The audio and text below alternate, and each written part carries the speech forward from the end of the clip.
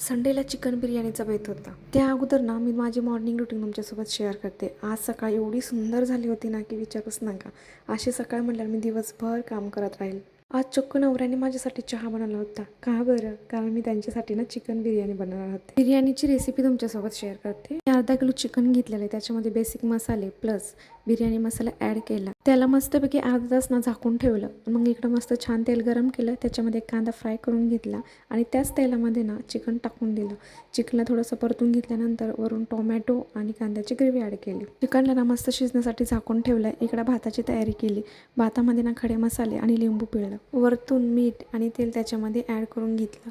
इकडे छानपैकी भात ना शिजल्यानंतर त्याच्यावर एकावर एक लेअर मी चिकनच्या टाकून घेतल्या. भाजलेला कांदा कोथिंबीर त्याच्यामध्ये छानपैकी गार्निश केलं आणि वरतून लिंबू पिळून घेतलं. थोडंसं ना 15 मिनिट दम देण्यासाठी त्याला ठेवून दिलं. इकडे बघा मस्तपैकी छान चमचमीत बिर्याणी तयार झाली. आता बिर्याणी हजम करण्यासाठी ना फ्रीज धुवायला घेतलं होतं. फ्रीज क्लीन केलं आणि दुपारी 2 तास ना छान झोप घेतली. आजच्यासाठी एवढंच होतं. बाय.